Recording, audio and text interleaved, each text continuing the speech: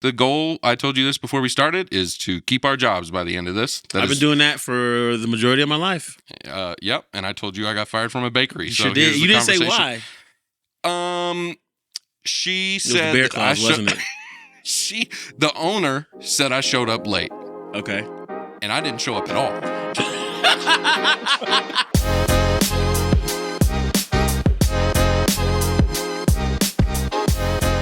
Hey everyone, welcome to another episode of Preaching Lab. We're so glad that you've joined us. We're actually going to do things a little bit, not just a little bit, a lot of bit different today than we normally do. This first section here is going to be not an interview. We're going to have an interview on the back end of this episode, so you'll hear that coming up in just a few minutes. I'll tell you all about that in a moment. But right now, I have with me my friend, Dee Wilson. Hi. Hey, y'all. Is that my camera? Hey. I mean, it's just, they're all wide shots, right? Or they all focus on somebody? No, this was looking at me. I don't see a red dot, though. I'm trying to look at the dot, but it ain't no dot. You don't. It's okay. You're going to be fine. I would do really well at this. This is a good start. This should be the cold open, and then I guess we'll try again. Dee is worship pastor and worship leader here at New Life Church. A good friend of mine, terrorizer in the group chat. Dee, this is your first time on here, so I want to give some space just for people to get to know you a little bit. You're a worship pastor here. How long have you been like in and around church just as a thing? Gosh, I mean, did you grow up in church? I did grow up in church. My mom was a worship leader. Did church work for you as a kid? Like, was it like? Oh, it was my favorite thing in the world. Really? Yeah, absolutely. When I got in trouble, my mom would punish me and keep me away from youth group. What happened? Why? I feel like there's been a reversal because you do not seem like the church kid the kid that grew up in church. Well, I also had a lot of identity stuff like just along the way. You know what I mean? And then I hit the real world hard. And so like I think there's just like a certain air of just like real world on me. Sure, but, that's what it is. Yeah, sure. We'll go with that. Yeah, I have to shower more. But sorry. Completely unhinged. Sorry. But yeah, no, I mean like I actually like that like people see that I'm not like just the standardized church kid, but I did grow up in church. Like it's really been my whole life. So your mom was a worship leader. Mom was a worship leader. Is that where you learned like is that where you became a world-class musician, or did it come later in life? I'm trying to big you up, man. You got a Grammy. I'm not a world-class musician. Dove Award. You sang on "When Doves Cry" by Prince. You were on that record. I was not born when those doves were crying. I was crying. I was crying. I was a baby. So when did you pick up music? When did that become a thing for you? So I started playing keys and trumpet at 10. You play trumpet? I learned keys and trumpet the same year. Wow. And then I didn't know if I wanted to be a musician. I actually wanted to be a baseball player because baseball. I have a baseball family. My grandfather played Negro Leagues baseball. So he had 8 daughters. So you wanted to play baseball. I wanted to play baseball. But what happened? But the Lord called me to ministry. I was literally like, I'm going to play baseball. If I ever play music, it'll be as like a musical mute. Like I'll just play keys and leave the stage. Wow. I never want to do anything on stage. But my mom worked at a music school in Chicago. Okay. I think she was teaching vocal and piano, and she came home one day and was like, "Get your jacket. You're going to be late for rehearsal." And I'm like, "What rehearsal?" And she was like, "You're the new tenor for the youth group." And I was like, "When did I sign up for this? When did I audition for this?" How old were you? I was 13. Wow. So I walked into that sanctuary that day, and that's where I felt like the Lord had called me to ministry. And I said no. Okay. How long did you keep saying no? 5 years. Wow. And I did everything I could to get kicked out of youth group and in everything. So you didn't just say no and were like, I'm going to make this decision. I'm not going to do it. You were like, I'm going to make sure that God can't do this. Absolutely. Yeah. I'm like, I'm going to do everything within my 13-year-old power. And I had leaders that didn't give up on me. My mom didn't give up on me. Like still to this day, like those leaders are like leaders, like spiritual mothers and spiritual fathers to me. Cause they just, they refused to let me just mess up my way out of calling. Everybody saw it. I saw it too. I just didn't want to do it.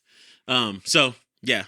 That's awesome. Yeah. So this is a podcast all about preaching. I'm Yep. curious for you as a worship pastor or worship leader, someone who's been around church your whole life. Yeah. What's your experience like with preaching, watching it, hearing it, thinking about what? Yeah. Did you grow up being the kid who was like, I can't wait to hear the sermon, or were you like? Is that the time your mom was giving you like the dagger eyes of like, you better chill? Well, no. Okay, so it depended on the Sunday. It depended on who was preaching. Once we got to the church, so the church that I call my home church, Christian Life Center in Tinley Park, Illinois, by the time we got there, for whatever reason, we just didn't have to sit with our parents in church anymore. So like I didn't get the dagger eyes at church anymore. Wow. It was really up to like, do I want to sit in the sermon today? And then like we had Auntie Val, who was like this 6'4" lady that she was a prison warden.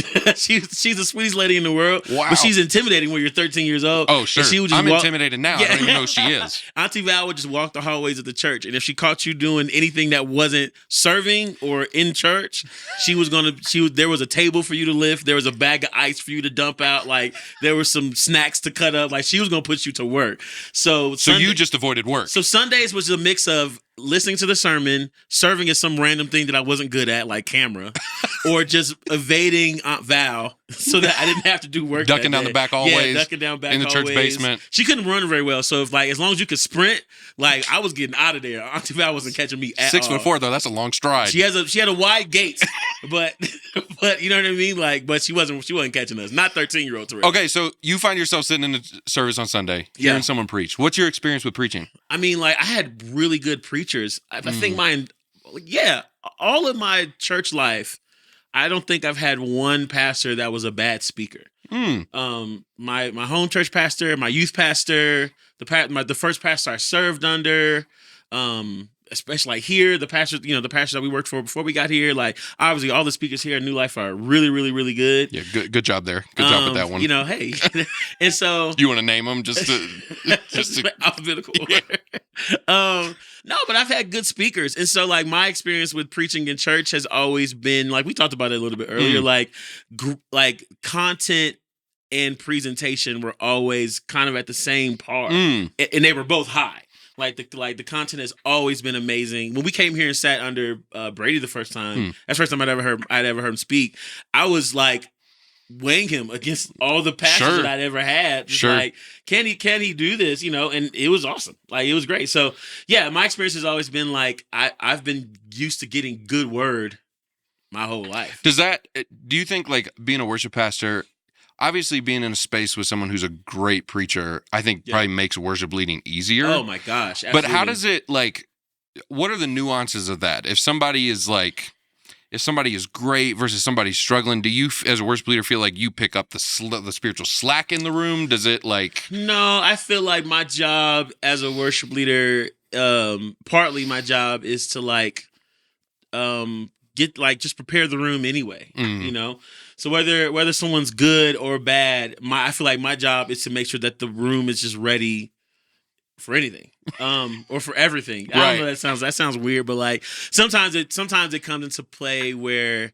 the cross back end of like preacher worship leader, where we have to kind of work together. And if the preacher isn't like, if the sermon might be a dud or he lands a plane weird, or then like that part could be like, okay, maybe we have to, we got to pick this up give here, us a little more juice or something like that. I used to separate my worship leading from the preacher earlier in my career. What does that mean? Just like everything was a silo, like not really care so much about what his job was or what he had to do, or and so like it became like I was a silo unto myself, and I judged the service based on how I felt people were worshiping. That's where you get a lot of the worship leaders like chastising the crowd because they're not doing enough, or you know what I mean? Like, I don't think I ever did that, but I definitely had like this thing where it's like, this is just my space. It's completely separate of what the preacher's doing. And as I just learned and grew and got good coaches and good mentors, I learned that like us two we're working together, like interlocked, and we're interlocking. That's when I started looking at sermon notes, and I learned more about preaching to become a better worship leader. Oh, like before you ever led a service, you were like, "Yo, where are you going with this? Yeah, let me know, so I can help set you up. Yeah, and then follow behind you well. For sure. That's interesting. Okay, so I'm curious, have you ever have you preached a sermon? Like 30 minutes, just you. Yep. Do you remember the first time you did that? I did. I do. What was it like? It was nerve-wracking. So my home church used to do this thing called God at the Movies. A lot of churches did that. Yeah. I had Superman. That was the sermon that I got. Like the Superman movie. Which Superman movie? The one where his family comes in from outer space and he's like, "Yo, my cousins and whatnot." And then Isn't that every Superman movie? Or some variation of? Nah, because some is like there's Lex Luthor. There's Lex Luthor ones. So is this one of the older Superman ones? for some reason is fighting some mortal and can't figure out how to beat him. That's just the weirdest. He's just too smart. It's like the old like Christopher Reeves movies. No. It was the new joints. It was the one with I don't know the guy's name. Wow, this has been a great conversation. It's been a great one. But anyway, that was my first one, and I remember prepping. We had to get our notes ready. Everybody submitted. We had a sermon note meeting. Whoever was speaking that week came and laid their notes down. Okay. For all the pastors, it was probably 5 or 6 pastors and like 2 or 3 worship leaders in that room. Yeah. So everybody that was speaking, whether it was a senior pastor or me, came, laid their notes down, and people just chopped them. Just went at it. How'd that feel? Oh. Like that was the most nerve-wracking part. I think that was good for me because, I mean, presenting in front of people, speaking in front of people is one thing, but having to submit notes to people that you deem as smarter than you and more studied than you is really crazy. So, yeah. And they start just picking it apart. Yeah, they kind of went at it. They did that for everyone. I was prepared for it. But yeah, they were just like, boom, boom, I don't think you need that. Or you can like punch this up, or, like here's a better scripture for that, or something like that. So I'm curious, then you get on a stage, you preach this. Yeah. How is preaching for you different than leading worship? Thinking about that moment. Is it for you just the same? You're thinking about it the same way? I think preaching, you go at your own pace more. Like I can set my pace, and then my pace isn't set by or dictated by the song I'm in, the song I'm coming out of, or the song I'm going into. So like on Sunday, if I'm going to be wedged in between 2 high energy songs, I can't speak like this to the crowd. Right. Like I have to have a certain like level of punch to my speaking so that the energy doesn't stoop too low, because we have to go right back up again in a few seconds. Where in preaching, I feel like I can set my pace and ramp up and rise and fall at the level that I think is appropriate, because I have a wide gap between what's coming before me and what's coming after beginning and end. You got 30 minutes. I have 30 minutes. So at least. Yeah, at least depending on the context. Okay? Yeah, or who it is. Or do I have a B3 or not? So yeah, all that. So yeah, that in that way it definitely differs. Well, bro, I'm glad to have you on here today. We're gonna do something that we haven't done on here before. Oh yeah. We're gonna do 2 segments. I think we're going to do one because I've just enjoyed talking to you for a little bit. So we've got some time. We're going to we can talk about the Super Bowl if you really want to talk about the Super Bowl. Let's rock. Everything. Okay.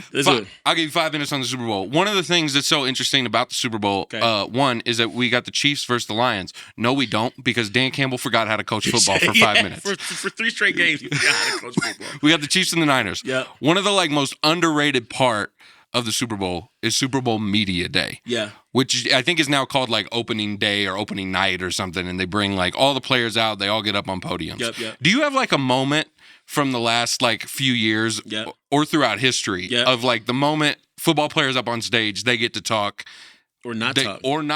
Oh, I know where you're going with this. Oh, yeah. What's the moment that sticks out Marshawn to Lynch, you? baby. Yeah, what did he do? That's my favorite one, where he just refused to say anything. He did, but to the media. Didn't he say... He said, you know why I'm here. You know why I'm here. I'm here so I don't get fined. I kind of like that. I mess with that heavy. I think in my younger days at church, I had the same attitude sometimes. I'd be walking through the hallway. And it was an interesting thing because like I remember sports media. I remember Colin Cowherd like going like, use the media, like speak about what you're doing or speak about what you're doing in the neighborhood, and he just chose to not say anything. But in his way, he was saying a whole lot. Like he just wasn't comfortable with microphones in front of his face, and he didn't want to do it. Isn't the story with him? You might know this better than I do. I think when he was in college, when he played at Cal, he had a moment where he said something to a reporter, and they spliced it. Oh, I never heard So this. then when it was played on live TV, It came out way worse. it came out way different. So from that point on, I think it was shortly after that he drove the medical cart around the field at Cal. But he was just like, I'm not going to do this because his words got twisted. Yeah. I can understand that too. Yeah, I mean one of the like weirdest things as a public communicator is when you stand on a platform and you say something that you think is abundantly clear. You're like, I spent a week writing this on notes. Yeah. I know what I said. Yeah. And I'll walk off the platform and someone will say, I really just didn't like when you said this, this, this, and this. And I'm like, I don't think I said that. I don't think I said that. Those have been like some of the most, being younger as a preacher, I would find myself being like, I'm just not going to talk anymore. I can't, someone's going to take this and like roll with it. But and preaching turn it is into an something. art. Preaching is still an art. Totally. And art is really up to the beholder. Yeah. In every sense of the word, open to interpretation, open to the recipient. So, I mean, preaching is no different. You can say something like you said. Like, I've spent a week on this one sentence, right. And you say it, and you think you're being so clear, and then someone did not hear you or heard something so much differently. Than I can what you recall said. this happened recently. I was preaching about. I was talking about like grief and loss and something, and this person came up to me after service and said, I'm so upset that you said that about single people. Wow. And I was like, I don't think I talked about single people. And I was like, because I like my like initial reaction is like, I can't trust you with my words anymore. I don't know what to say to you. Yeah. It's a hard thing. It's a brutal thing. I think when I was thinking about this question, I don't know if you remember this last year, best team in the NFL made it to the Super Bowl, the Philadelphia Eagles. Oh, wow. And Nick Sirianni, there's like a thing in sports now where reporters or Nick like Sirianni? their social media no, okay, they will ask people, they'll ask players and coaches like, who would you not let date your sister? Whatever. Have you not seen these? No. I saw they did this with the whole Green Bay Packers team. Like in the hallway, head out to the field. Was the answer Aaron Rodgers abundantly? Like unanimously the answer was Aaron Rodgers? No, they all kept saying like different players' names, like I would never let them date my sister. Okay. He's a dog. Someone asked Nick Sirianni who on his team he wouldn't let date his daughter. Gosh. So they swapped sister for daughter. Okay. And Nick's response, I thought was just hilarious because it was super quick. Yeah. He just went, yo, my daughter's 5 years old. Golly. He was like, what? Yeah. What a bizarre What a question. terrible question. Yeah. To put, which the Super Bowl Media Day is known for like the. But yeah. It is a bizarre. Oh, yeah. What's the story? I can't remember what the quarterback is who they asked him. A reporter asked him, how long have you been a black quarterback? It had to be Cam Newton. No, it was 80s, I think. And he basically just went, all my life. The entirety of this is what most of it. This is what I've done. Real quick, this year's Super Bowl Media Day. Who has the craziest moment? These are so. And Taylor Swift is not the right answer here. I mean, but it might be. It has to be Travis Kelce. I think he's the only person on either team that has a personality. Yeah, because Brock Purdy is nice. Brock Purdy is the most. He might be. He might read a devotional. He might be a shade under vanilla. Which is what? As a white person, I would love to know. Paper. Or like sugar-free vanilla. Sugar-free, dairy-free vanilla. No, he has dairy. You got to have dairy because it's ice cream still. But it's like they forgot to put the right amount of vanilla in. It's not vanilla cream. bean. Yeah. Yeah. So he's like vanilla bean. Yeah, he's not going to bring anything. He's not going to bring anything. He's like, oh, I'm just so glad to be here. I was the last pick of the draft. He sounds like Kermit the Frog. No, Patrick Mahomes. Patrick Mahomes does. It's going to be Debo or Travis Kelce. Does Travis lean into the Taylor Swift thing?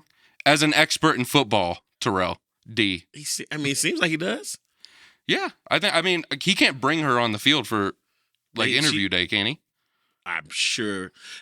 First of all, Travis Kelce is not bringing Taylor Swift anywhere.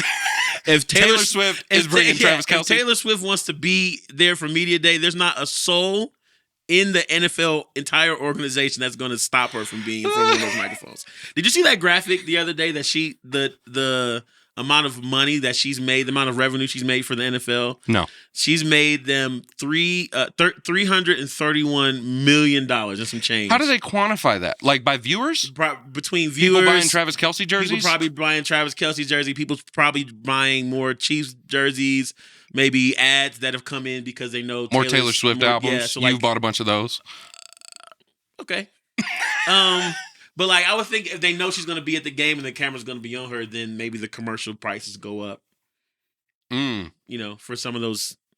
I mean, how many ads? Here's the last question I'll ask about Taylor Swift, because I think we're doing what every guy does right now. We're just talking about Taylor Swift when we should be talking about football. What? How many times do they show her on the Super Bowl night? Like over under?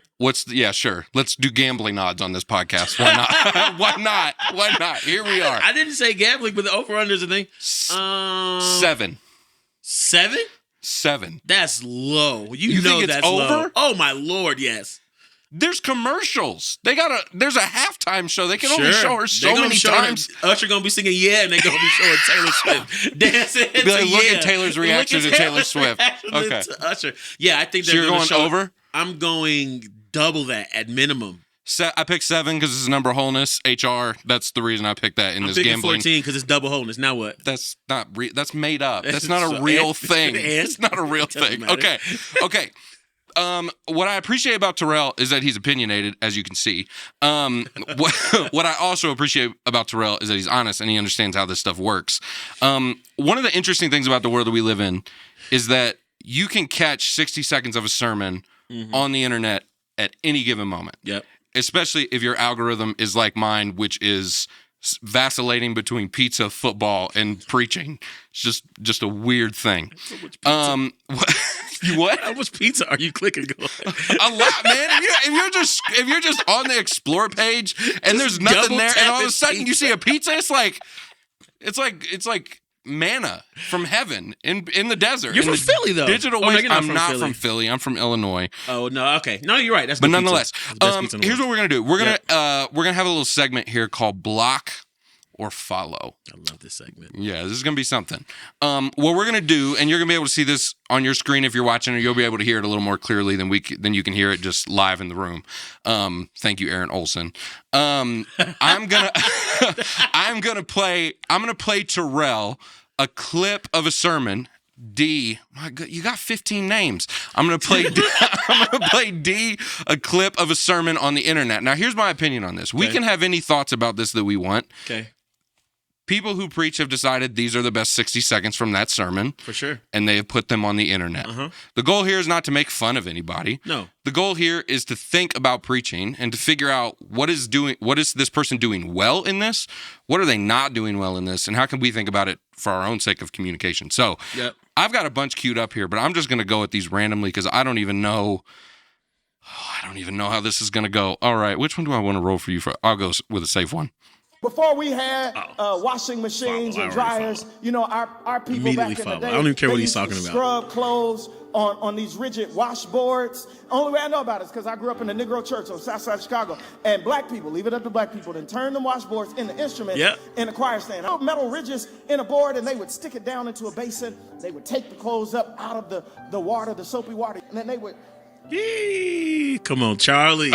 That's my dude right there. They would run these clothes up against the ridges. It was the abrasion of the ridges combined with the cleansing agent that dislodged the stain in the fabric. Dave's be preaching. And what David is saying is, don't just get me with a little patch or a makeover. No, I need you to reach into the fabric of my soul and run it against the ridges of your grace until you dislodge the stain of my sin. In other words, God, I need you to do something with me that ain't never been done before. Mercy. Give me a clean heart. Come on. I need you to take out this one that's dirty and messed up, and I need you to put in one that doesn't desire this wrong anymore. Is he not the best dressed preacher in the world? Oh yeah. Every time I watch Charlie in a video, I'm just like, who dressed this man? Yeah, he did it himself. Okay, so what's Charlie doing well in that moment?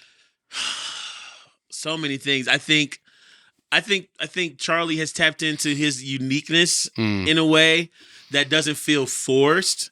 And he's also, in a way, tapped into just like classic black preacher essence. Yeah.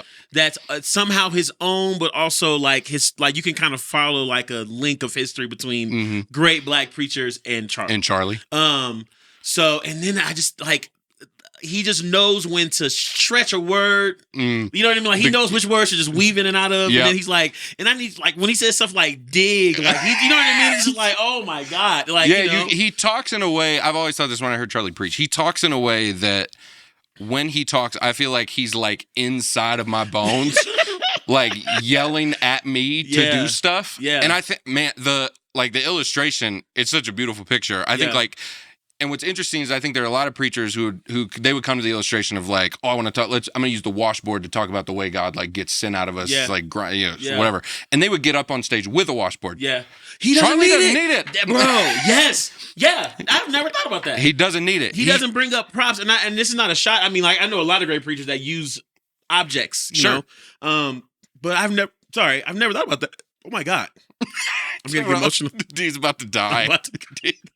Get him some water. Get him some help. I've never thought about one of my favorite Charlie Dates clips is he's talking about his grandmother getting a splinter out of his finger. And yeah, a lot of folks would bring the little tweezers on stage and, you know, I'm there just with his words alone. Right. And that's what makes him special. He's obviously also very learned and educated, and he doesn't feel the need to lead with that. And I think that's also tough as a black preacher to not want to put such an emphasis on your education, but knowing that he is deeply smart and educated, he weaves it effortlessly into all the stuff he has going on. Yeah, every time I've heard Charlie preach, he can like say things that get the picture into your head. Yeah. That I think is what you're saying. Like he doesn't need the prop because he's like somehow you're in the room and you're just like I think you have the prop. Like when he started doing that, I was like, oh, he's back there with like a washboard. There's nothing. There's nothing back there. He's just making it happen. Yeah. All right. Great. Next one. This one's about to be something. I can't wait to watch your face. Vote, and I'm not gonna tell you who to vote for. That would get weird, and I'm trying not to get weird. I'm trying to be sensitive about this. But I will read you this scripture. Ecclesiastes 10 says, "The heart of the wise inclines to the right."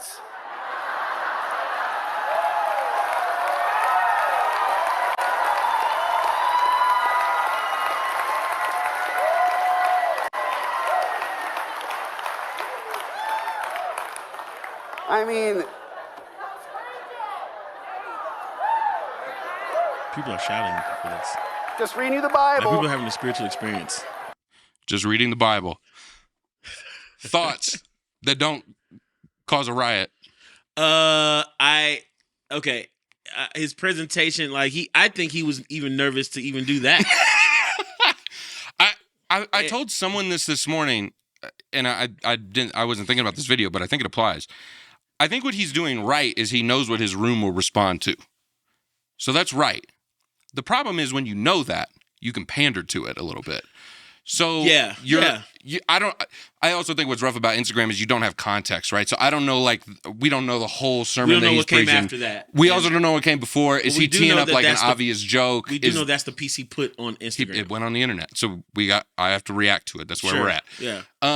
But when you know you can control a room, you can get it to do whatever you want, even if what you want is not like the best thing for the room.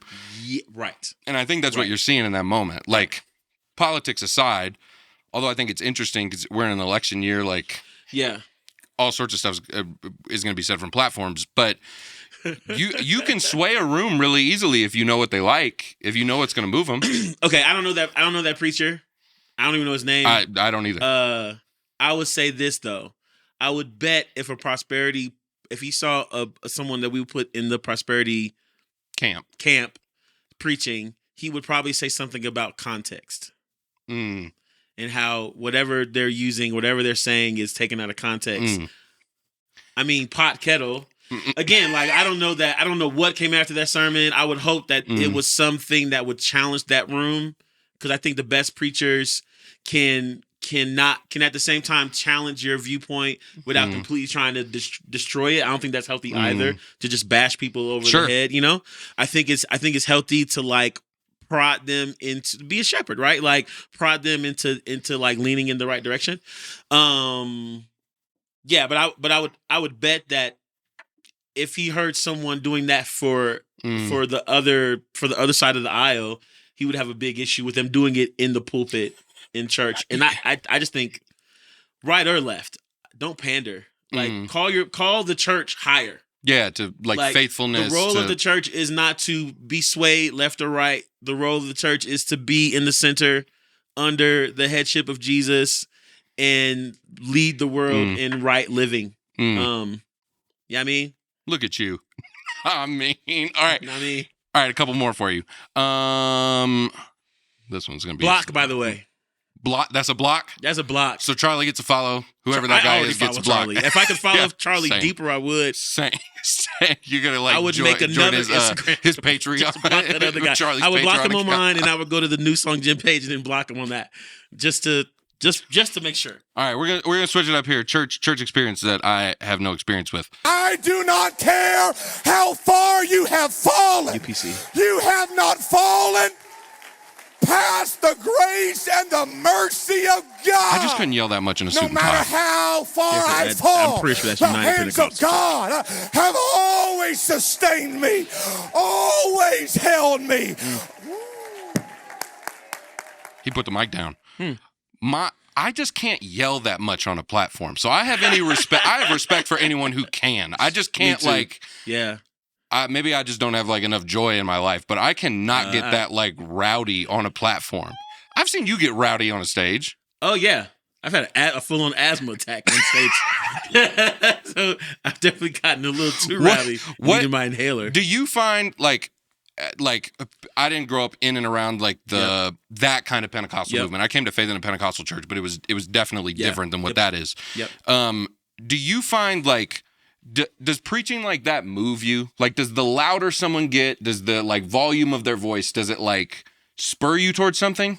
Yeah, absolutely. I think there's definitely room. I was talking to a songwriter, a worship leader and a songwriter yesterday about this, and she was saying that she tries in her study, like as she's trying to write songs, she studies the Psalms, that she tries to leave her feelings and her emotions out of it. And I just told her, like, you know, our emotions aren't a result of the fall. Like we have emotions, God gave them to us. I think to use them well, not be led by them, is a healthy thing, but to shut them out altogether, I don't think is any more godly than being led by them. So, I've heard preachers yell and scream and be like, you not talking about nothing. I've also heard people yell and scream and been weeping on the floor. Sure.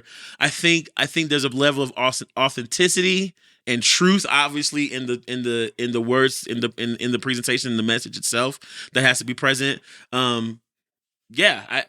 I think it, and in culture, obviously, I think informs it a lot. My Pastor Jerry didn't yell and scream a lot. Like when he raised his voice and got emotional, he would. Did it for you? Like as a listener, was that like something's happening? We need to like tune up now. Something was happening before he got there. Okay, you know what I mean? Like he would like that's the kind of speaker he was he didn't lead with the yelling to make something happen. There was such a natural rise in the text, in the subject matter, in the message, that I think he got there because I think he just allowed himself to feel that. He followed a path to it, and it just happened to be that he was that high up. I've seen Buzz get on stage, start screaming from jump. And it's like, fam, you haven't read a scripture, you ain't prayed, you ain't said, let the words of my mouth and meditations of my heart be acceptable to you, oh Lord. Because this is not my acceptable. rock and my redeemer. You ain't said none of that. Like you just like, dog, you ain't talking about nothing, Lecrae. Like you ain't talking about nothing. I had a friend, Jonathan Green. This is why I love Jono. Jono is like one of the most level-headed, Kojic people I've ever met in my life. And we were at a party at his house, and some of our friends had just come from a revival. And John was like, you know, like, what was it like? And what did they say? And he's like, oh man, he preached the paint, whatever. And Jonathan was like, what did he talk about?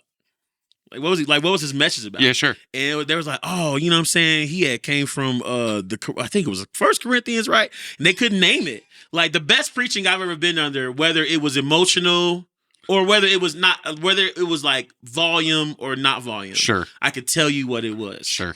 And I think that's the better mark of good preaching is can people retain what you're saying? Retain what you're saying. Are they coming home with it, or did they just laugh and because you were funny, or emote because you emoted, but then there was nothing planted? Yeah, I think it's interesting because I think I always was under the impression that church has to be like one or the other. Right. So when I came to faith as like a high school kid, I was under the impression like if you're loud, yelling, and screaming, the Holy Spirit might be there, but no one has caught anything. Wow. And then I would find myself being like, but the people who are actually like saying something of like content are like not yelling and screaming. Sure. And I recognized like as I got older that became less and less it was less and less an obvious paradigm to think about how preaching happens or worship happens or anything like that. Yeah.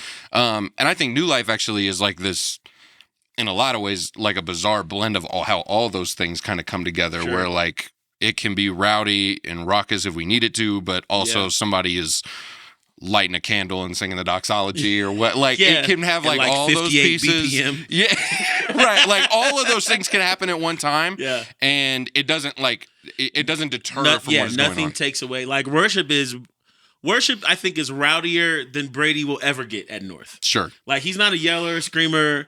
He'll emote like he meant like get emotional, but I don't think he's like a yeller, screamer. He's not like a leaper. I don't know that I've seen him like walk. A leaper? Like, I don't know that I've seen him like take a step left or right. In a he only sermon. walks in straight like, lines. I don't know that I've seen him like walk. You know what I mean? Like he's so just like steady and paced and measured. And like, but you look at me and John, if you were just to judge us one by one or the other, you would think, oh, that church is kind of mellow. If you watch Brady, you would just like, oh, that's like a kind of like a really measured, buttoned up people. Yeah. And then you watch me and John, and you're like, oh, man, maybe not. Yeah, throwing shoes at each other on stage and making jokes. Like, I think everyone here has the benefit of living in like being themselves and being their truest self and just being welcomed like on the platform and by the congregation and all that stuff. But I probably grew up the other way. I probably grew up thinking if you were too low, then you weren't being moved by the Spirit at all, because how could you be and not express You're not anything? emoting at all. You're not emoting at all. Like there's nothing coming out of you. Right. I had to learn that wasn't true. That context, that I think God moves and respects context and culture more than we think he does. I think he values it and appreciates it more than we think so. Sure. And yeah, God can use anything. Yeah, I mean, I don't emote a ton on stage, but that's mostly because of childhood trauma. Anyways. All right, last one here. Man, I got so many of these held up here for you. Let's do, we could. This phrase, be still, it's only used one other time in all of Scripture. Psalm 46:10 says, be still and know that I am God. But we have to understand that this word be still in our language feels like we get into a lotus position and we yoga and we into nirvana. No. Be still is not inactivity. Be still is surrender. I will say, not my will, your will. You are in control. It is an active waiting. Be still and know that I'm God. Stop trying to do it yourself. Stop trying to figure it out. Stop trying to force the way. If it doesn't make sense, it's not supposed to. You're not the one that's making the decision. you laughing at my wife sending me a text? I'm just glad. You know what I'm saying? I'm just glad. Bianca and her husband Matt Altoff, they're incredible. They planted a church in Southern California a couple years ago. She's one of like the best preachers I know, but I think what she does so well, I think she does it in that clip, is she preaches pastorally without like confronting her people. So she's saying all the things that she can tell. She's strong. Right. She's saying all the things that she can tell is going on in people's minds in the room as they read Psalm 46:10. Yep. But she's not doing, some preachers, I do this, will like sort of do the like, let me give you the 15 examples of how this could be the thing. Yeah. But she's just like saying the one thing. Yeah. And she's doing it through the text. So she's just doing it through the like, here's what this word actually means for you. Yeah. And just rolls with it. Yeah. It's super pastoral, which it reminds me of a thing you and I were talking about, of the difference between like the content being great, but the like pastoral ability being great.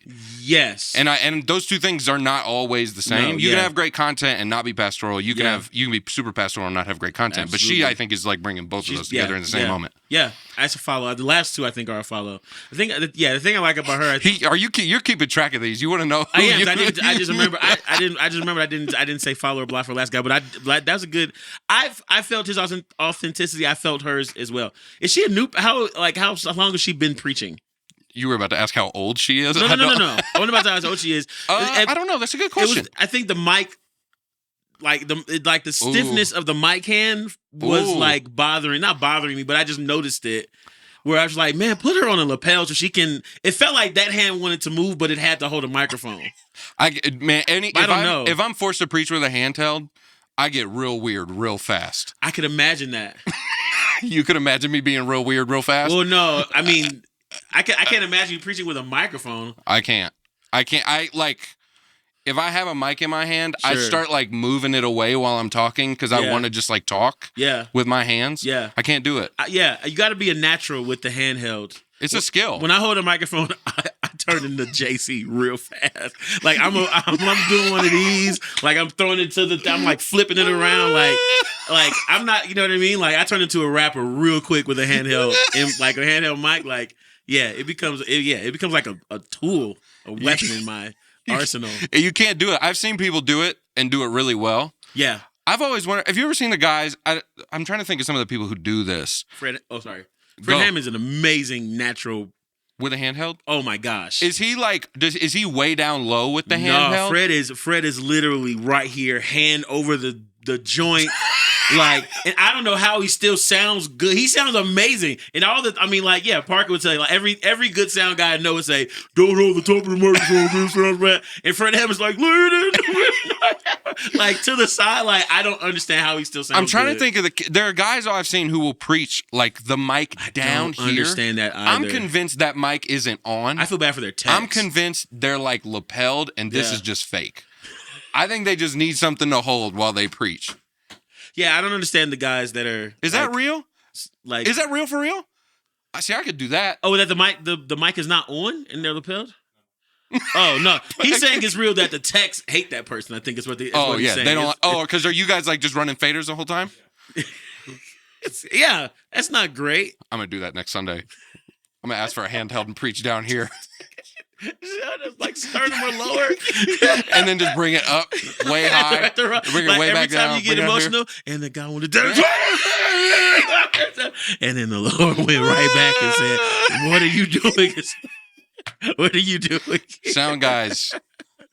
Boy, those poor guys. The real heroes of church. They really are. The real heroes of church. I hope they're all listening to this right now. Terrell, thanks for hopping on here with me today, man. Thanks for having me. This has been fun. Coming up, we're going to take a little break, but you'll hear an interview between me and my good friend Lauren Jackson. Lauren runs a ministry called Kids Ministry Circle, and we're going to talk all about preaching with kids in mind, so stay around. All right, guys, I am here with a friend and family member, technically. Yes, very obviously a family member.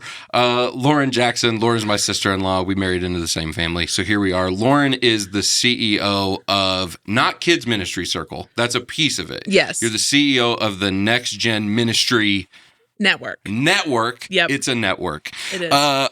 Lauren, for the people who don't know, can you explain what is Kids Ministry Circle? Yep. Go for it. So Kids Ministry Circle is a community for kids ministry leaders to be encouraged and equipped to love and serve the local church. It's as if you wrote that sentence out. I did, surprisingly. And it's just a space for people to kind of be in community with other ministry leaders and be equipped. There's not a whole lot out there for kids ministry leaders to be equipped and encouraged to do their job well. And so we're trying to create a space for that. Yeah, you were a kids ministry leader in a local church for a long time. Mm-hmm. So I'm imagining that for you, that just felt like a clear and obvious gap. When you were a kids ministry leader, there just wasn't a ton for you to sort of grab a hold of. So where did the idea to craft this come from, to build this network come from? Yeah, so I was in the church planting world for a while. And in the church planting world, there was all these fun cohorts for the lead pastor to be a part of. There were fun things for the worship pastor to be a part of. And there was nothing for kids ministry leaders. And kids ministry leaders kind of had to build their own community in a lot of ways. And they had to rally people together and say, let's meet once a month. And was not very helpful. Sure. Is that just like kids ministry pastors getting on Facebook and being like, are there any other kids ministry pastors out there in the world? Yeah. Can we hang out? And it's blind emailing people from churches down the street being like, hey, do you want to get lunch? And like talk about kids ministry. And I was a part of a couple of those and it was fine. But then when I moved down to a mega church, I was one of 6 kids directors on this central team that all worked together. And it was the best experience because you have built-in encouragers and built-in prayer supporters and built-in advice givers. And I kind of was in that environment being like, man, I wish that every kids ministry leader had this support system to where, man, that Sunday morning service just bombed. It was awful. Everything went wrong. Nothing worked. And then to walk into the office on a Monday morning, knowing that you have people who can remind you of your worth and that like your ability to lead doesn't depend on volunteers not showing up on Sunday. Yeah. Like all of those connections just really help, especially in the longevity of ministry leaders, to have that support system. So the two differences of environments, the church planting world and the mega church with multiple staff members, really kind of brought to light of like, there's a hole here. There's a gap here. There's a gap here. And there needs to be people who are pouring into kids ministry leaders that are not attached to a publishing house and that are not attached to a denomination that can really bridge the gap between all ministry leaders and say, hey, we're all really after the same mission. It may look different, but we all have the end goal to teach these kids about Jesus and let's figure out a way to do it for together. A long time. Yeah. So you're hitting on something that I think is interesting. I read like a study from a couple years ago about kids ministry and just the way people sort of perceive it in the world. And one of the things I thought was so fascinating is, when they polled lead pastors, executive pastors, they were all like, oh my gosh, kids ministry is so important. Right. They talked to parents and parents were like, we pick a church because of the kids ministry, because we want our kids to be happy. Yeah. And yet, I hear you saying this, but you talk to kids pastors, kids ministry leaders, volunteers, and kids ministry for them sort of feels like this forgotten thing that's happening down a closed-off hallway with a life safety officer in front of it to keep everyone safe. Why do you think it is that there's like this gap between people say it's important and yet the people executing it have this feeling that maybe it's not that important? Yeah. I'm going to say something that may offend my own people. That's great. I'm offended already. Go for it. But I think that kids ministry leaders often believe this narrative that their ministry doesn't matter because they're using the wrong metrics to gauge it. Oh, interesting. And I was having a conversation a couple weeks ago that was like, well, my budget is not as big as the worship ministry budget. Sure. And I said, that's a wrong metric to look at. Yeah. Because what happens in worship ministry, you can have, okay, say your kids ministry budget was $90,000. There is not enough things in the world to spend $90,000 a year on unless you're doing a mega renovation, which normally that comes out of a different budget anyways. And so I think oftentimes kids ministry leaders compare, well, their budget is bigger and they're doing XYZ and they get more attention from the lead pastor. And it just, they're using the wrong metrics to gauge whether or not that there's value in their ministry. What are some better metrics to use then? Like, what are some better ways to think about the value that kids ministry brings? Yeah, I think one, it is looking at the budget and saying, do I have the resources for what I need to do? And is it sufficient to meet the needs I have? Sure. Like, do I have enough money to buy a curriculum, or do I have enough resources to write my own if that's the decision that they want to make? But do I have enough staff? Am I getting paid? I think salary is a big thing to look at, and approaching the conversation humbly, but also challenging whoever is over you of just say like, hey, I want to make sure that I'm being compensated for my time correctly. And do I have enough hours to do what you're asking me to do? And I think those are some metrics to look at, and not necessarily compare between the two ministries, but to look at your ministry and say, do I have what I need to succeed? And then it's having the conversation, okay, do I feel equipped enough? And a lot of times kids ministry leaders are almost fearful to have hard conversations because that maybe, okay, so back up. Most kids ministry leaders are female.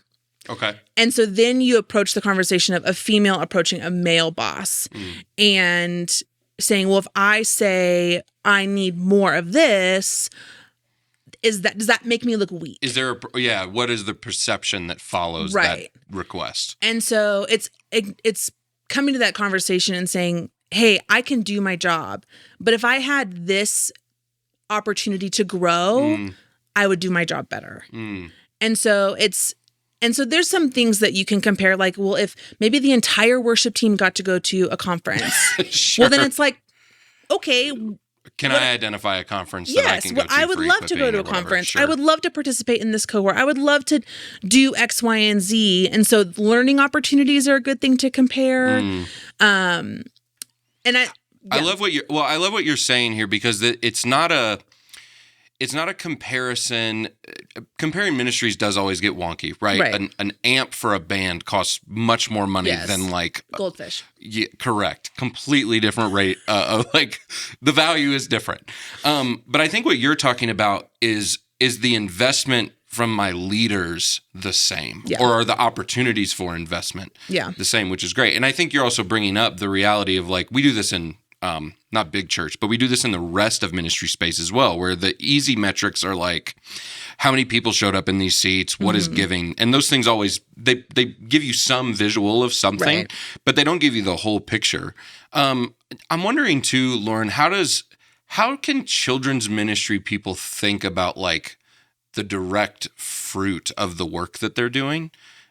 Because so often, like, using numbers or attendance or dollars given can be the quick, like, oh, church is going well. Right. Kids ministry doesn't have that thing. And kids are almost always a direct repercussion of what the adult attendance is.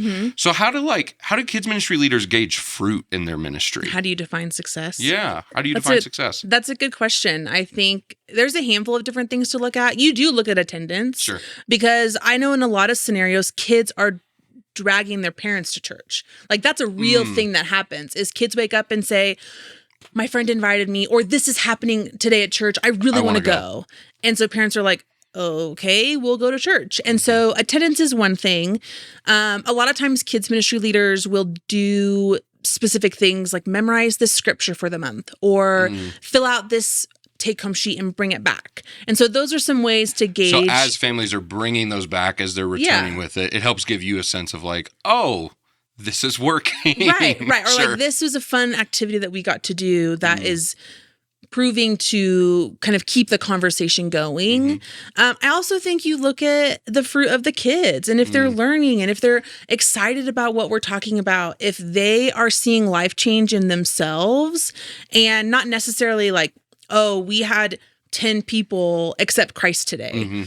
That's probably not going to be your big metric in kids ministry. But over the course of the year, you can say, okay, we had this many kids take a step forward in their faith, whether that was making the decision to follow Jesus, or maybe it was getting baptized, or certain things like that. Now, they're going to be a lot smaller. Right. But in a ministry of... They're not going to commit to annual giving that's repeated. No. But maybe in a ministry of 300 kids, and maybe you had 30, make the decision to follow Jesus. I think that's a good, like, you kind of gauge it depending on the size of your ministry. Yeah. So this being a preaching podcast, as a preacher, when I think about how we're teaching content to adults, whatever, I'm always thinking about discipleship, right? So you think about, hey, we're going to do this sermon series because we see a gap in generosity, so we're going to target that. Or we're going to do a sermon series because there's a biblical literacy problem. Right. And so for me, I'm always thinking about preaching through the lens of, like, what are the discipleship gaps in someone's life?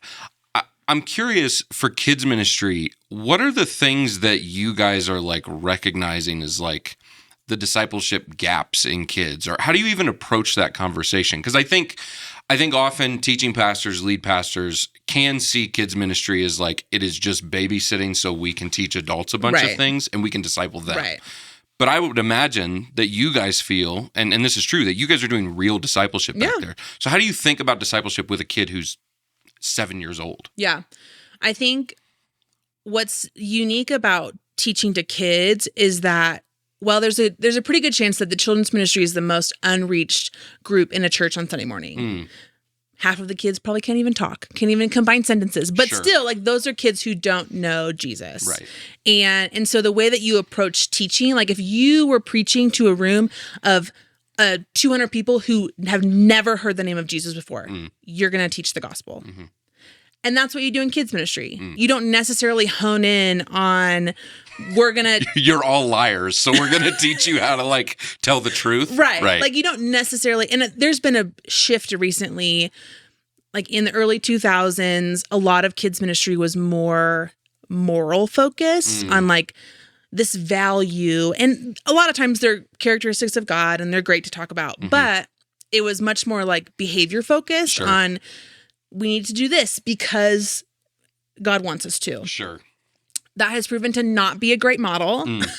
And so there's been a shift back to, well, in order for our kids to follow God, they have to know God. And so I think that's the really key thing that you're introducing in kids ministry is, who is God? What can we learn about him from the Bible? What is the story of the Bible? How does Old Testament connect to the New Testament? And so all of those core things to the gospel story, that's what you're teaching. And yeah, maybe you will teach about Jesus's parables and Jonah and all of those things, but connecting it to the bigger story to say, oh, this isn't just about a fun story about a whale or about a big fish. Well, no, it's about this man who was a prophet and like getting into the bigger picture of where Jonah falls in the story of Scripture. I'm curious, Lauren, this might be like a triggering question for people. Great. I think most people, when they think about a kids ministry leader leading a classroom or teaching a lesson, they would say that's not preaching. Like that is, and we don't need to differentiate between what is teaching, what is preaching. That's not the point. They would be like, well, they're just leading a lesson. As a kids pastor, though, like in a kids leader, in your mind, are they preaching? I think it's an interesting question. So I was thinking about this, and there's a older man in my church who, because I would say I teach kids every Sunday. Okay. That's my role. That's how I serve. I teach large group for elementary kids. And every Sunday morning, he comes up to me. He goes, "You preaching today?" And I'm like, "Yes, Mr. Ed, I am preaching today." Mr. Ed. But like, to me, that word is just like, it doesn't matter what I'm saying. But for a lot of people, in order to preach, you have to be ordained, or you have to be like standing in the pulpit, or like there's some like definition behind it. There's traditional barriers. There's theological barriers to it. And so to me, yes. They're not just teaching as in like teachers in elementary school who are teaching how to read, how to write, all of those things. Right. They're teaching the stories that we find in the Bible, and they're teaching kids about God. So if that's preaching, great. If you want to call it teaching, also great. I'm like, whatever you want to call it. Right. What are some ways then, I want to think like a majority of the people that listen to this are going to be like preaching pastors, teaching pastors, whatever. What are some ways that they will occasionally find that in the room they're teaching in are kiddos, whether it's Christmas service, Easter service, the kid who's been kicked out of kids ministry because they threw goldfish on the ground and now they've got to come sit with their mom and dad. How can people like in our shoes think about preaching differently to maybe like speak to kids when they are in fact in the room? Do you have thoughts around that? Yeah, I think I've seen a lot of churches do like a children's church moment. And I don't know where why they I'm like using bring kids up on the stage. Yeah, and I think that's a very old way of doing it. Makes me uncomfortable Sunday every morning. time I see it. But a lot of churches do it, and it is a great space for them. I think most churches and probably most people who are listening to this are in that scenario where it's like there's a family Sunday, or it's a lot of times churches don't have kids ministry on fifth Sundays, and all the family attends church together. And I don't know if the pastor or whoever's teaching has to change something. I think so much of it is what happens behind the scenes and what happens afterwards. Speak to that a little bit. So I'm not saying that they need to like shrink their message down, which would be great. Sure. Maybe don't go 15 minutes over that. Like keep that in mind. I've never done that. I also think it's nice to just be aware. Maybe don't teach on like Sodom and Gomorrah, like when there's like Sure. Just be intentional behind what you're saying. Be intentional about what stories you're sharing. Make sure if you know there's going to be a large group of kids in the room, just make sure that your stories are more age appropriate, which is always helpful. It's the worst thing to have to go back to parents and say, "Hey, I'm so sorry that story was shared. We didn't know that." Now we're kind of like facing the repercussions of that. But what I say about before service and after service, you're creating a culture around the reality that kids matter in the church and that kids are not just the church of tomorrow, but they're the church of today, and they belong in this room. They have a space in this room. They are a part of the church family. And that happens in conversations with staff. That happens in conversations with families. That happens in the way that you greet kids. That happens in the way that you prepare parents and just say like, "Hey parents, we know this is hard. You have 2 young kids. I have 2 young kids. The idea of taking my kids to church and having them sit with me is awful. It's terrible. I don't like it, but we do it sometimes. And it just is the reality. And we kind of push through. And we know that, like, deep down, I know that it's important that they see me and my husband and all the other adults that they love worshiping God. I know that's important. But sometimes it's just hard. Yeah, it's a challenge.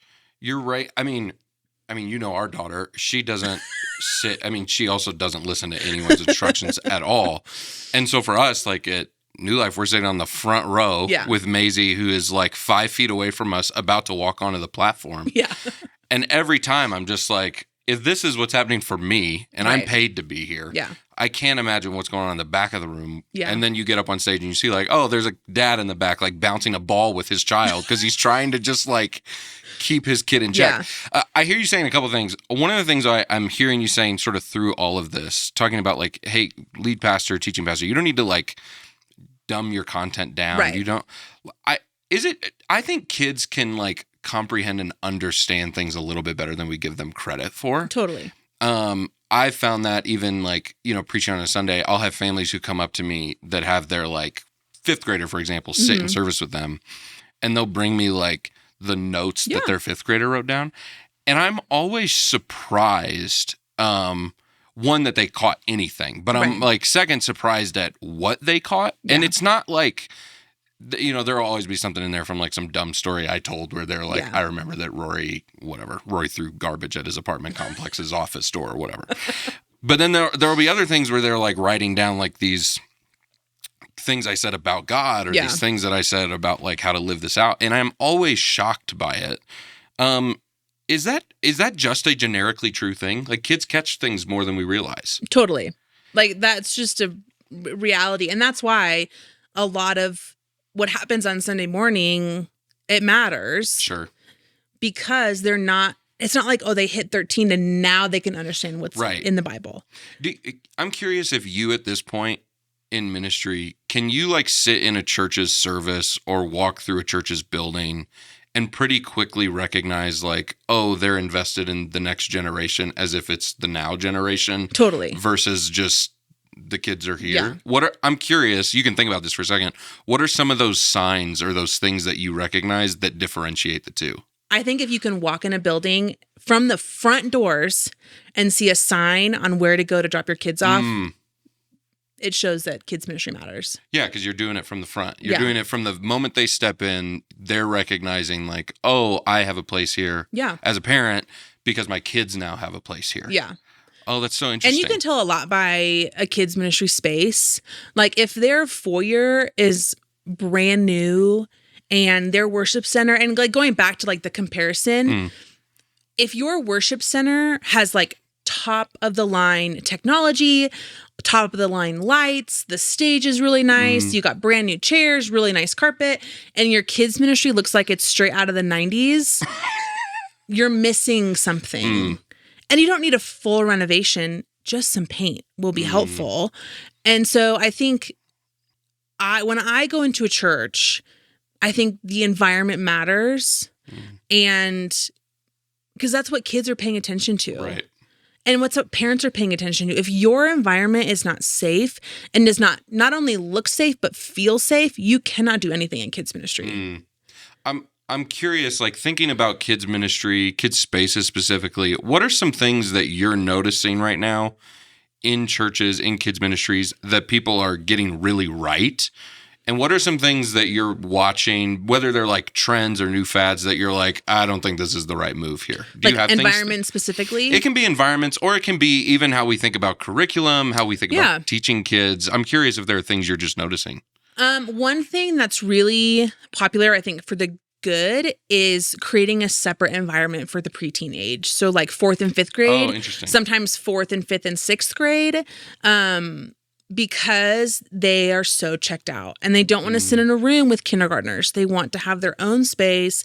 They want it to be similar to youth group, but not so like there's a separation between what happens in a 2nd grader's world and what happens in a 5th grader's world. And so allowing them to have their own space to interact differently than a 1st grader would. And it fits where they are developmentally. And so I think that's a really good trend that kind of happened over the last decade or so of like, hey, these preteens often get forgotten. Like that's the biggest drop off is 5th grade to 6th grade from kids to students. I think I've always been under the impression that kids drop out of church in high school. But you're saying it's actually much earlier than that. Well, I think high school, when they graduate high school and they go to college, that's like obviously another big drop-off piece. But as far as like people in the church, you see a lot of disconnect between kids and students. Interesting. And so that preteen is trying to bridge the gap, of let's bring in the voice of the student pastor. Let's bring in the voice of the kids pastor and really connect the two. It's so like this hybrid space, it sounds like. Yes. And so that's a big trend that's happening. I think the sensory trend is really popular right now of just creating a space for kids who just need a break from maybe the large groups or the large sounds or the big lights. And so creating that like special spot for kids who have sensory overload or are special needs or things like that. That's a big conversation that's happening right now just because of post-COVID. We're understanding that for almost all kids, COVID was some level of trauma. Sure. And so there's a huge shift happening right now of kids ministry leaders being like, I have so much behavioral problems. And none of these kids ministry leaders are trained counselors. Right. And so that's a big conversation that's happening right now of how do we equip our volunteers and our kids ministry leaders to connect with these kids before they correct these kids. Are there things also maybe more on the critical side that you're noticing that you're going, man, I think whether it's a new trend that you're just like, I don't know if I like that, or if it's old things that are still lingering around, are there things you're recognizing that you're also going like, man, I think we need to tweak that a little bit? Or is kids ministry is just thriving across the board? It's just great. It's perfect. Well, it's so hard because obviously we're in Colorado. That is correct. That what happens in churches in Colorado and the West are very different than what happens in churches in the Midwest and the South. It's just a very different church culture where a lot of churches still have Sunday school on Sunday mornings and their main service, like it's just a very different culture where I feel like there's just it's just, you can't really generalize. Well, here's overall. I think overall you see a lot of conversation around belonging first and kind of what I was saying before of like, for many years, we focused on here's how you can be a good person, basically. We are faithful. We are loving. We are respectful. We're kind, like all of these virtues. And I think people are realizing we can't just It's just not producing the fruit that they want. No, we can't just tell kids what to do. We have to kind of give them the why first.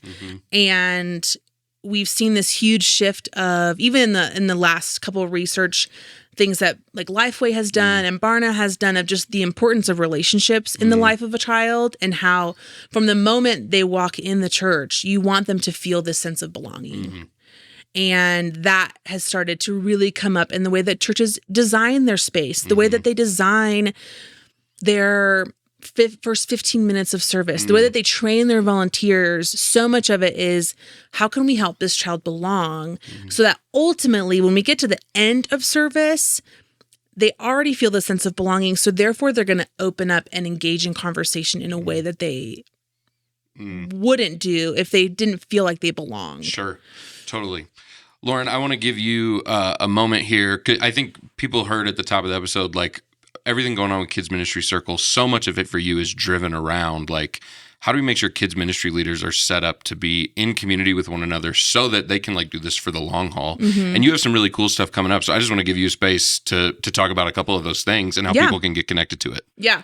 So I would say first off, like for those people who are listening who are teaching pastors or lead pastors, there's no assumption that they have to know everything about kids ministry. Like that's just, I think sometimes. I mean, I know everything about kids ministry, but I'm an anomaly. Sure. And so I think just acknowledging of like, hey, you don't have to know everything about what's going on in the kids ministry, but you do have to take responsibility in helping your kids ministry leaders be equipped. That's so good. And when it comes to like teaching, gosh, what would it look like for you to jump back and watch them teach and work together and say, here's some feedback. Here's coaching. Yeah. Like I just think so many kids ministry leaders could improve in this area of teaching kids, or so many times kids ministry leaders get up in front of parents or do announcements. And it's like, man, if they just had some sort of training behind them, they would be way more confident and way more polished and be heard better. Sure. And so I think they wouldn't. I think that like stigma of like they're in the back hallway doing the kids thing would start to slowly fade away. Yes. If they were receiving the coaching and all of a sudden when they step on a platform, it doesn't feel like, oh, the kids person's up here now. Right. Let's lower our standard. Right. Right. Yes. And so I think when it comes to equipping, that's what the Next Gen Ministries. What is it called? It's my own company. You're in charge of it. You lead it. The Next Gen Ministry Network and Kids Ministry Circle. And then we also have Student Ministry Circle. And so a place for both kids and student ministry leaders and those Next Gen leaders who oversee both to be equipped. And so we've got a lot of cohorts that are launching at the end of February for they're either a 9-week or a 12-week program where you meet virtually with people over Zoom. And we learn together and we read books together and we have case studies and talk about these things and walk through what I call the 5 foundations of kids ministry. And so if you're looking to equip your kids ministry leader just to be more confident and realize that their problems of finding volunteers and their problems of behavioral issues and space and all of these things are not singular to them. I think that's really important in kids ministry of looking across the table to another leader and saying, oh, you have volunteers that don't show up to church? I thought I was the only one. It's like, surprise, you're not. Right. And so I think that's really key to helping your kids ministry leaders succeed is by putting them in these environments where they feel like other people just get what they're going through. Because there's a good chance that the teaching pastor doesn't fully get what's happening in kids ministry. And they're not supposed to. Sure. They're supposed to know what's going on in teaching and adult ministry. So good. And so you can head to nextgenministrynetwork.com to sign up for the cohorts. You can follow us on Instagram and Facebook. I do primarily a lot of stuff over on Kids Ministry Circle. So that's where I tend to be the most in that space. So Instagram at Kids Ministry Circle. And then you can sign up. And then we also have coaching. So if you want a one-on-one coaching environment, that's also an option to just be more specific to your church, your ministry, and do some fun things like that. That's so good. So if you're a lead pastor or a teaching pastor, executive pastor, whatever, who has oversight of kids ministry and student ministry, go check that stuff out. Send your children's pastor, your kids director, whatever, send them this episode, have them listen to it, have them sign up for stuff like this. It'd be a great way to show them that you support them. Lauren, thank you for hopping on here today. Thanks, Rory. Making a little drive down from Denver, sitting through all the wonderful traffic. That is so fun. Awesome. Thanks for being here. We'll see you guys next time.